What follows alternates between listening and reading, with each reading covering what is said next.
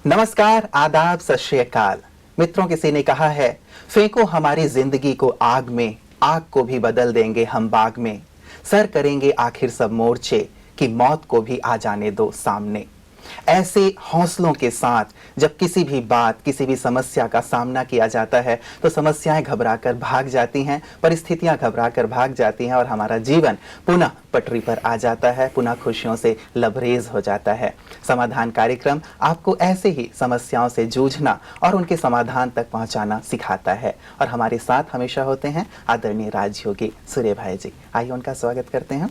प्रातः जी, आपका बहुत बहुत स्वागत है। शुक्रिया। प्रातः जी, इस प्रकार का जो एटीट्यूड होता है कि हम लड़ें और लड़ करके समस्याओं को हरा दें, भगा दें, ये जो एटीट्यूड है ये कहीं ना कहीं वीरता का द्योतक है, योद्धेपन का द्योतक है। और जब कभी हम इस प्रकार से अडिग होकर खड़े हो जाते हैं तो निश्चित रूप से परिस्थितियां और समस्याएं हल्की होने लगती हैं। बिल्कुल यही बात है, लेकिन इसके लिए आज के परिवेश में बहुत ज़्यादा मनोबल की ज़रूरत है, यानी मन की शक्ति की, दूसरे शब्दों में कहें ईश्वरीय शक्ति की।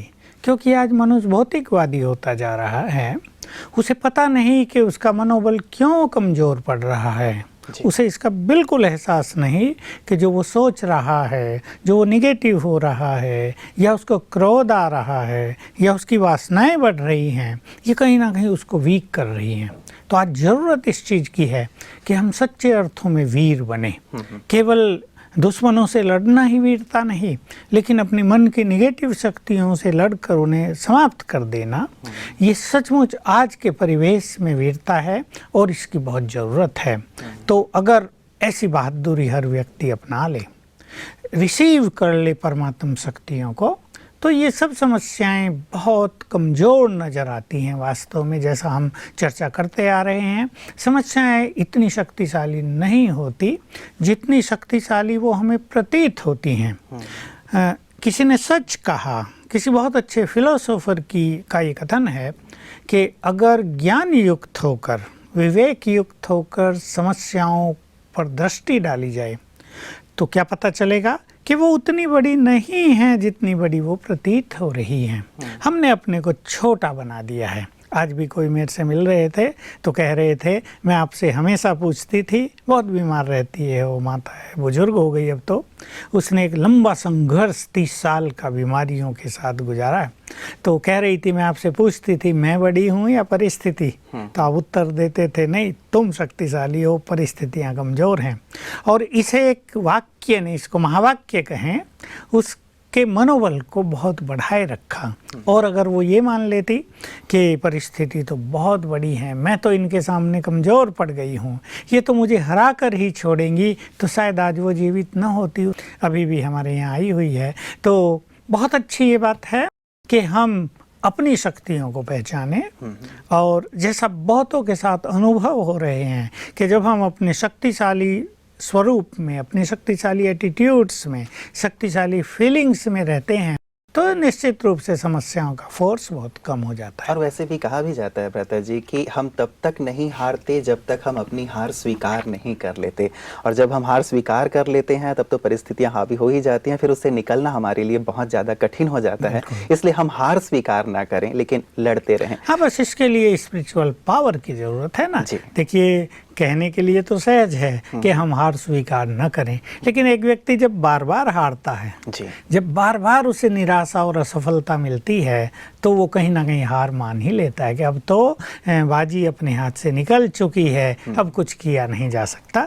इसी के लिए हम बार बार जोर दे रहे हैं कि मनुष्य को स्पिरिचुअल पावर कलेक्ट करनी चाहिए, राजयोग मेडिटेशन का अभ्यास करना चाहिए, और उसे ईश्वरीय ज्ञान की भी ज़रूरत है। केवल मेडिटेशन नहीं, लेकिन ज्ञान, जिससे वो हर चीज़ को पॉजिटिवली देख सके, उसका एटीट्यूड पॉजिटिव हो जाए, उसकी विचारधाराएं बहुत ब्रॉड हो जाएं, ताकि वो हर छोटी बात को बहुत छोटा समझे और बड़ी बात को भी छोटा समझे। बिल्कुल, जब युद्ध की बात चल रही थी प्रातः जी, तो आपने एक बात कही कि वास्तव में अपने अंतर के जो विकार हैं, अंतर की जो कमजोरियां हैं, उनसे लड़ करना और विजय प्राप्त करना ये बहुत महत्वपूर्ण है। और वैसे संसार में ये बात कही जाती है कि आप पूरे संसार को जीत सकते हैं, लेकिन अपने आप को जीतना बहुत ज़्यादा कठिन है। तो इस कठिनाई को कैसे पार किया जा सकता है? देखिए, यही कि बहुत लोग जो मुझे कांटेक्ट करते हैं तो उनमें से बहुतों की एक प्रॉब्लम देखी जाती है। वो कहते हैं हमें भय लग रहा है। अच्छे अच्छे लोग जो बाहर से पावरफुल दिखते हैं वो कहते हैं पता नहीं क्यों हमें कुछ विशेष चीज़ों से डर लग रहा है। जैसे किसी ने बाहर से कुंडा खटखटा दिया, हम भयभीत हो गए, पता नहीं क्या हुआ। तो ये जो भय है ये आंतरिक कमजोरी है ना, जो मनुष्य को हर फील्ड में कमजोर बना देता है। चाहे उनके सामने समस्याएं हों, किसी ने छोटी सी बात भी कह दी हो तो भी। तो इस भय से लड़ना निश्चित रूप से बहुत आवश्यक है। और एक महत्वपूर्ण चीज़ इसलिए है कि जब तक हम इससे नहीं लड़ेंगे और विकार जो बहुत छोटे हैं वो भी हमें प्रबल नज़र आने लगेंगे। बस इसके लिए पहले तो हमें ज्ञान की आवश्यकता है। जैसे मैंने कहा, कुछ भय ऐसे होते हैं जो पूर्व जन्मों से चले आ रहे होते हैं, उन पर भी हमें ध्यान देना चाहिए और ज्ञान के चिंतन के द्वारा उस तरह के भय को समाप्त करना चाहिए। जैसे बरसात हो रही थी, कई जगह बहुत ज़्यादा हुई, तो कुछ लोगों ने मुझे फ़ोन किए कि हमें पानी से बहुत डर लग रहा है। कुछ अभी सुन लिया उत्तराखंड में ये हो गया, फलानी जगह ये हो गया, विदेशों में भी कई जगह बाढ़ आई, उससे बहुत ज़्यादा नुकसान हुआ। तो ये बारिश को देखकर भयभीत हो रहे थे। तो ये पूर्व जन्मों का होता है।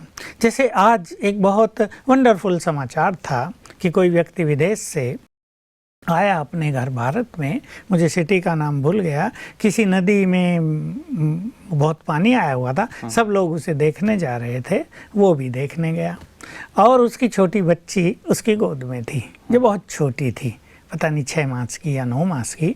और जैसे वो देख रहा था रेलिंग से नदी को, क्या हुआ, वो बच्ची उसके हाथ से छिटकी और नदी में गिर गई। कोई तरीका नहीं था कि कुछ किया जा सके।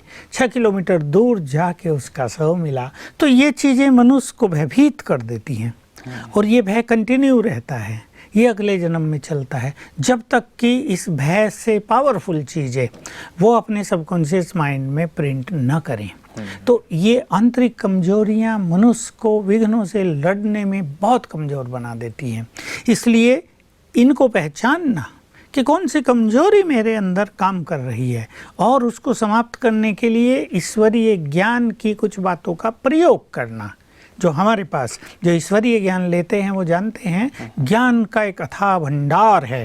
जैसे परमात्मा ज्ञान के सागर हैं, वैसे ही उसने हमें भी मास्टर ज्ञान सागर बना दिया है, संपूर्ण ज्ञान दे दिया है। तो उसका प्रयोग करके हम इन कमजोरियों को नष्ट करें। जैसे मुझे दूसरी बात भी याद आ गई, किसी ने कहा मुझे बार बार इरिटेशन होता है, अभी उसे चिड़चिड़ापन आता है, वो अपने बाह्य क्रोध को तो बंद कर लेता है, उसको नहीं आने देता, लेकिन एक सूक्ष्म इरिटेशन उसके अंदर बना रहता है। किसी ने कुछ किया और वो अंदर ही अंदर जैसे गर्म हो रहे हैं। तो इससे क्या होता है कि आत्मा कमज़ोर होती जाएगी, मन की शक्तियाँ क्षीण होती जाएंगी और जब समस्याओं का उसे सामना करना पड़ेगा तो वो कहीं ना कहीं अपने को वीक पाएगा। तो ये जो आंतरिक कमजोरियां हैं जो मनुष्य के सबसे बड़े शत्रु हैं, ऐसी बहुत सारी चीज़ें गिनाई जा सकती हैं। एक व्यक्ति दूसरे से कंपेयर करके अपनी खुशी को नष्ट कर रहा है, वो चिंतन में रहता है, खुश नहीं रहता। तो इन चीज़ों को पहले तो पहचानना, फिर राजयोग के साथ ईश्वरीय ज्ञान के द्वारा इनको हल्का करना, इनको डिलीट करने का अभ्यास करना। क्योंकि ये मन एक चिंतन शक्ति है ना, तो पहली चीज़ें भी चिंतन से प्रिंट हुई हैं जो निगेटिव चीज़ें हुई, और अगर हम उन्हें डिलीट करना चाहते हैं तो हमें पावरफुल चिंतन ही फिर से देना होगा। तो पावरफुल चिंतन से नई चीज़ें प्रिंट हो जाएंगी, पुरानी जो कमज़ोर हैं वो डिलीट हो जाएंगी। बिल्कुल। तो जो चीज़ें भरी हुई हैं हमारे अंदर, उनको एक अच्छे चिंतन से, राजयोग के अभ्यास से हम जो पुरानी चीज़ें हैं निकालते चलें और नई जो अच्छी चीज़ें हैं जिन्हें हम चाहते हैं कि हमारे अंदर साहस हो, दृढ़ता हो, धैर्यता हो, इन अच्छी चीज़ों को हम प्रिंट करते चलें ताकि जीवन में हम सफल हो। और एक बात मुझे इम्पोर्टेंट बात कहनी है, अभी 15 मिनट पहले ही मुझे किसी लेडी का फ़ोन आ रहा था कि मेरे पति की तो मृत्यु हो गई है, ये बुजुर्ग हैं लेकिन मैंने उनके साथ जो गलतियां की हैं पास्ट में, औरों के साथ भी जो गलतियां मैंने कर दी हैं, किसी को बुरा बोलकर मैंने कष्ट दे दिया है, अपने पति को भी थोड़ा कम सुख दिया है, उसकी भावनाओं को मैंने हर्ट बहुत किया था, वो मेरे से खुश नहीं रहते थे। तो अब जब वो चले गए, मुझे वो बहुत याद आती हैं चीज़ें। कहा जाता है ना, मनुष्य जब चला जाता है तो उसकी बहुत याद आती है। पहले उससे घृणा करते थे, पहले उन्हें सुख नहीं देते थे, और जब उनकी मृत्यु हो गई तो रो रहे हैं, उनकी याद आ रही है, वो कितने अच्छे थे। अगर काश वो तब सोच लेते ये कितने अच्छे हैं, तो शायद इनको आज कम रोना पड़ता। तो बता रही थी कि जो पास्ट की बातें हैं मैं उन्हें भूल ही नहीं पा रही हूँ। बहुत चीज़ें मैंने करके देख ली, तो मेरे से इसका समाधान पूछ रही थी। तो इसके लिए मैंने उन्हें भी यही बताया, और अपने दर्शकों को भी मैं यही कहना चाहता हूँ कि जो पास्ट हो गया उसको हल्का करें, क्योंकि वो उसको बदला नहीं जा सकता, क्योंकि वो अब रिपीट नहीं होगा। बिल्कुल दादा जी, आपने जो बात कही है कि हमने पास्ट की जो बातें हैं कई बार हमें बहुत ज़्यादा परेशान करती हैं, वैसा ही मैं प्रथम मेल ले रहा हूँ। इन्होंने लिखा है कि मैं 2 वर्ष से ब्रह्मा कुमारी से जुड़ी हुई हूँ और मुझे सब बातें बहुत अच्छी लगती हैं, बाबा बहुत अच्छे लगते हैं, लेकिन 5000 वर्ष के बाद हूबहू ड्रामा के चक्र के रिपीट होने की बात से मैं दुखी हो जाती हूँ। मेरे पास्ट में ऐसी ऐसी दुखद घटनाएं घटी हैं जिन्हें मैं दोबारा नहीं चाहती। क्या कोई ऐसा उपाय नहीं है जिससे ये घटनाएं अगले कल्प में मेरे साथ ना हो? बहुत अच्छा सोच रही है, और ऐसे समाचार, ऐसे प्रश्न आते रहते हैं। वास्तव में उनके जीवन में बहुत ज़्यादा दुख हुआ था। कईयों का तो ऐसा हुआ, वो बताते हैं कि अगर हम उस पीरियड को याद करते हैं तो रूह कांप उठती है, और निश्चित रूप से भगवान से प्रेयर करते हैं कि वो समय दोबारा कभी ना देखना पड़े। जैसे ये भारत पाकिस्तान का जब विभाजन हुआ था भ्राता जी, तो कई लोग जो उस दौर से गुजरे थे, बहुत ही गहरे सदमे से, बहुत बुरी घटनाओं से गुजरे। देखिए, उसका भी इफेक्ट कहीं ना कहीं सबकॉन्शियस माइंड पे पड़ा हुआ है, जो अगले जन्म में भी कंटिन्यू रहता है। तो ये ऐसी चीज़ें होती ही हैं कि बहुत बुरा हो गया है। लेकिन मैं उनसे पूछता हूँ कि आप बाबा के पास क्यों आए? प्रभु मिलन हुआ है उनको संपूर्ण ईश्वरीय ज्ञान प्राप्त हुआ है। यूँ कहें कि उनकी जन्म जन्म की भक्ति का उन्हें फल भी मिला है, बहुत बड़ी चीज़ उनके साथ हुई है। तो मैं उनसे पूछता हूँ कि आप क्यों आए इधर? ब्रह्मा कुमारी का तो नाम आपने पहले भी सुना था, लेकिन नहीं आए थे। कहा तब तो हम अपनी मस्ती में मस्त थे ना, भगवान की ओर तो देखते ही नहीं थे, सुख में सुमिरन कौन करे उसका। तो दुख आया तो शांति की, खुशी की तलाश, एक बेचैनी हो गई थी जीवन में, सब कुछ चला गया। तो तलाश हमें यहाँ ले आई खींच के। तो मैं उन्हें कहता हूँ, बलिहारी उस महादुख की, मान लो महादुख था, बलिहारी उस महादुख की जिसने आपको भगवान से मिला दिया। अभी प्रभु मिलन का सुख प्राप्त करो। जो पास्ट का दुख था वो कल्याणकारी हुआ आपके लिए। कहीं कहीं दुख बहुत कल्याणकारी होता है, कहीं कहीं दुख हमारे सुखों के मार्ग खोल देता है। यही इनके साथ भी हुआ है, चांदनी के साथ। इनके लिए प्रभु मिलन का मार्ग खोल दिया, और जब तक वो दुख ना आते तब तक ये प्रभु मिलन को प्राप्त न कर पाते, क्योंकि कुछ पाप कर्म प्रभु मिलन के मार्ग में दीवार बने हुए थे। उस दीवार के बाहर ये देख ही नहीं सकते थे। अभी वो जो पाप कर्म थे उनका ये फल हुआ दुख, वो नष्ट हो गए, सेटल हो गए, और इनके लिए मार्ग स्पष्ट हो गया, क्लीन हो गया कि ये प्रभु मिलन का सुख प्राप्त करें। तो मैं अपनी चांदनी शर्मा को कहूँगा कि अब तो वर्तमान का आनंद लो। और रही बात कि वो दोबारा ना आए, दोबारा तो अब आएगा ही नहीं, क्योंकि जब वो अगले कल्प में आएगा तब उसकी आपको कोई जानकारी नहीं होगी। वो बिल्कुल नया होगा, जैसे इस कल्प में आपके लिए नया था। अब आपको लगता है ना कि वो ना आए, इस फ्यूचर में, वर्तमान के जो फ्यूचर है, इस कल्प का जो फ्यूचर है, इसमें तो वो कभी नहीं आएगा। इसलिए निश्चिंत हो जाओ और अपने अंदर योग की ऐसी शक्ति प्राप्त करो, अपने अंदर परमात्म मिलन का इतना सुख भर लो कि वो दुख फीका लगने लगे। और अगर हम परमात्म मिलन का सुख, अतीन्द्रिय सुख जिसे कहते हैं, वो बहुत प्राप्त कर लेते हैं, तो पास्ट के दुख हमें ऐसे लगते हैं वो तो मनोरंजन था, वो तो एक साइड सीन था, वो कुछ नहीं है, वो तो पूरा हो गया, अब जो बीत गया उसको क्या याद करना है। तो मैं चांदनी शर्मा को कहूँगा, वर्तमान का आनंद लो, वो घटनाएं आपके पास दोबारा कभी नहीं आएंगी। इसलिए राजयोग का अभ्यास कर्म करते हुए इन्हें 4 घंटे रोज अवश्य करना है। ईश्वरीय महावाक्य सुनने का भी बहुत ज़्यादा सुख ये प्राप्त करें तो वो सुख उस दुख को आप ही भुला देगा। बिल्कुल, तो ये बहुत आवश्यक हो जाता है कि हम ईश्वरीय सुख वर्तमान में इतना प्राप्त कर लें कि जो पास्ट का दुख है, बार बार जो हमें खींच रहा होता है, उससे हम मुक्त होने के लिए बहुत ज़रूरी हो जाता है कि ईश्वरीय आनंद प्राप्त करें। इसलिए राजयोग का बहुत गहरा अभ्यास करना आवश्यक हो जाता है। माता जी, इसी से जुड़ा हुआ जो 5000 वर्ष की बात है, हमारे एक और दर्शक ने जो विद्यालय से जुड़े हुए हैं वो कहते हैं कि जब हूबहू सब कुछ रिपीट होना है तो हमारा पुरुषार्थ भी तो रिपीट होगा। ऐसे में पुरुषार्थ करने की क्या आवश्यकता है, क्योंकि सब चीजें तो फिक्स हैं ही। तो यदि मैंने पिछले कल्प में पुरुषार्थ किया होगा तो इस कल्प में भी कर लूंगा। राजेश जी को मैं कहूँगा कि उत्तर तो इन्होंने दे दिया कि पिछले कल्प में अगर मैंने किया होगा तो इस कल्प में भी मैं कर लूँगा। लेकिन इन्हें ये बात भूल गई कि जो पार्ट है एक्टर्स को वो प्ले करना ही पड़ता है। हम इस विशाल नाटक के एक्टर हैं। जो पार्ट हमें मिला हुआ है वो बिना हमारे एक्ट किए तो नहीं होगा ना। हम एक्टर्स हैं तो हमें एक्टिंग करनी ही पड़ेगी। इसलिए कल पहले जो एक्टिंग हमने की थी वो एक्टिंग भी हमें करनी है। हो जाएगा, क्योंकि हमें पता नहीं नेक्स्ट मोमेंट हमारी एक्टिंग क्या है, ये हमें कोई जानकारी नहीं। आज शाम तक हमारी एक्टिंग क्या होगी ये हमें कुछ पता नहीं। अगले 2 साल में हम क्या करेंगे ये हमें कुछ पता नहीं। इसलिए मनुष्य प्लानिंग करता है ना। लेकिन जब उसकी मनोस्थिति, जब उसकी स्पिरिचुअल लेवल बहुत ऊंचा उठ जाता है, तब जो उसका पार्ट है, जो उसे करना है, वैसे ही विचार उसके मन में उठने लगते हैं और वो उन्हें रोक नहीं सकता।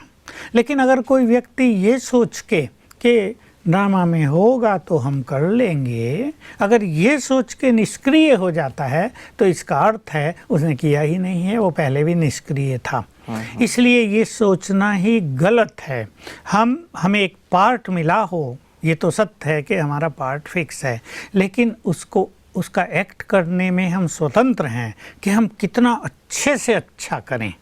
तो अब हमें वर्तमान में यही सोचना चाहिए कि हमें जो पार्ट मिला, जो कल पहले भी हमने किया था, उसको हम अच्छे से अच्छा करें और सवेरे उठकर हम बहुत ज़्यादा सुख लें। मान लो हम कल पहले भी सवेरे उठे थे, अब हम सो नहीं पाएंगे। हमारी जो चेतना है, हमारा जो सबकॉन्शियस माइंड है, वो हमें वैसा ही जागृत रखेगा। इसलिए सब कुछ रिपीट हो रहा है तो एक्टिंग करना भी रिपीट करना है। ये याद रखते हुए एक अच्छा पुरुषार्थ इन्हें करना चाहिए। बिल्कुल, तो मतलब पुरुषार्थ करने के पश्चात ही हमें प्रारब्ध की प्राप्ति होगी। यदि अभी हमने छोड़ दिया तो हमें श्रेष्ठ प्रारब्ध की प्राप्ति नहीं होगी। कई लोग भ्राता जी, जैसे इन्होंने राजेश जी ने प्रश्न किया है, इसी के आधार पे जैसे एक बहुत प्रसिद्ध कवि ने भी कहा है कि अजगर करे ना चाकरी, पंछी करे ना काम, दास मलुका कह गए सबके दाता राम। इस नियति के होते हैं कि चलो अजगर भी तो कोई काम नहीं करता, और यदि उसकी नियति में है, उसके नसीब में है, तो खुद ब खुद चूहा चल के उसके वहाँ जहाँ वो है वहाँ तक पहुँच जाता है। तो ये जो भविष्य है, भविष्य के गर्भ में यदि श्रेष्ठ है तो श्रेष्ठ होगा ही, ऐसा भी मान करके कई लोग चलते हैं। तो भाग्य वास्तव में क्या है? भाग्य में है तो हो जाएगा, कई लोग ऐसा कह के अपने आप को सहज रूप से चलाते रहते हैं। तो इस विषय को थोड़ा सा देखिए, भाग्य कहीं लिखा हुआ नहीं है। ऐसा भी नहीं कि भाग्य, हर एक का भाग्य भगवान ने बना दिया है। हर आत्मा अपना भाग्य बनाने के लिए स्वतंत्र है और मूल रूप से मनुष्य के कर्म ही उसके भाग्य का निर्माण करते हैं। जैसे कोई मनुष्य आज ये कहे, भाई मेरा तो भाग्य काम नहीं कर रहा है, साथ नहीं दे रहा है मुझे, मेरा तो भाग्य पता नहीं कैसा है, भगवान ने मेरे लिए तो इनजस्टिस कर दिया है। लेकिन उसको जो ये अनुभूति हो रही है अप्राप्त व्यक्ति की असफलता की इसका कारण उसके कर्म ही हैं, चाहे इस जन्म के कर्म, चाहे इससे पूर्व जन्मों के कर्म। तो जन्म जन्म समझो 1000 साल से हमने जो कर्म किए हैं उसका फल ही भाग्य कहलाता है। तो ये कर्म और फल का साइकिल चलता रहता है। कर्म करता है, उसका फल मिलता है, उस अनुसार फिर मनुष्य कर्म करता है, क्योंकि फल की छाया कहीं ना कहीं कर्म पर फिर रहती है, फिर उसका फल मिलता है। ये जो साइकिल है ये भाग्य बन जाता है। तो अगर ये मनुष्य सोचे कि भाग्य में होगा तो मिल जाएगा, भाई अजगर के मुंह में भी तो आवे, लेकिन अजगर के पास बुद्धि कहाँ है इतनी। मनुष्य बुद्धिमान है, वो निरंतर एक्टिव है, वो क्रिएटिव है। मनुष्य अपनी क्रिएटिविटी को, अपनी एक्टिवनेस को नष्ट नहीं कर सकता। अगर वो उनके अनुसार उन्हें यूज नहीं करेगा तो डल हो जाएगा। तो भाग्य ने ही मनुष्य को चिंतन शक्ति दी है, बहुत श्रेष्ठ बुद्धि दी है जो जानवरों के लिए नहीं है। तो हमें भाग्य पर ठहर कर निष्क्रिय नहीं हो जाना है। हम तो एक्टर्स हैं, हमें एक्टिव होना है, हमें मेहनत करनी है। और मैं तो ये कहूँगा कि भाग्य का निर्माता मनुष्य स्वयं है। जैसे मैंने कहा, हमारे कर्म हमारे भाग्य का निर्माण करते हैं, इसमें भगवान का कुछ भी इंटरफेरेंस नहीं है। सच तो यही है। भले ही भगवान को हम भाग्य विधाता कहते हैं, लेकिन भाग्य निर्माण भी वो हमारे कर्म अनुसार ही करता है। जैसे किसी विद्यार्थी ने एग्जाम में 5 क्वेश्चंस का जैसा आंसर दिया हो, जो एग्जामिनर होगा, मार्क देने वाला, वो उसके अनुसार ही तो देगा ना। ये तो नहीं उसने पूरा गलत उत्तर लिख दिया है और वो उसको 10 में से 10 दे देंगे, परफेक्ट उत्तर है वो। आज की बात अलग है कि कोई दे देते हों, लेकिन ये नियम तो नहीं है ना। तो भगवान भाग्य विधाता है, पर भाग्य का निर्माण मनुष्य के कर्म से होता है। इसलिए अपने भाग्य का निर्माण करने के लिए हर व्यक्ति स्वतंत्र है। अगर हमें हमारा भाग्य साथ नहीं दे रहा है तो हमें जान लेना चाहिए कि हमारे पूर्व के कर्म बहुत अच्छे नहीं रहे हैं। इससे प्रेरणा लेकर हम वर्तमान में कर्म अच्छे करें, ताकि हमारा फ्यूचर का भाग्य बहुत एक्सीलेंट हो जाए, बहुत ब्राइट हो जाए। देखिए, मुझे याद आ गई एक बात, ये प्रश्न बहुत लोग किया करते हैं कि कुछ लोग जो अच्छे कर्म नहीं कर रहे, आप कहते हो कर्म से भाग्य बनता है, कुछ लोग अच्छे काम नहीं कर रहे, वो ऑनेस्ट भी नहीं है, वो बहुत अच्छे एक्टिव वर्कर भी नहीं है, लेकिन धन उसके पास चला आ रहा है, लोग कहते हैं बड़े भाग्यवान हैं। सचमुच भाग्य लेकर पैदा हुए, भगवान ने इन पर भाग्य की बरसात की है। लेकिन रहस्य यही है कि पूर्व जन्म में कहीं ना कहीं उन आत्माओं ने बहुत पुण्य कर्म किए हैं, उसके परिणाम स्वरूप उनको यहाँ धन मिल रहा है, सफलता मिल रही है। बिना कर्म के कुछ भी फल मिलता नहीं है। जिसके पास जो कुछ है, अच्छा या बुरा, सफलता या असफलता, धन है या गरीबी है, ये उसके कर्मों का ही परिणाम है। इसलिए भाग्य हमारे हाथ में है। अब हम बहुत अच्छे कर्मों से अपने श्रेष्ठ भाग्य का निर्माण करें। और मैं जोर देना चाहता हूँ कि इस समय तो ये जो कलयुग का अंत चल रहा है, इसको पुरुषोत्तम संगम युग कहते हैं।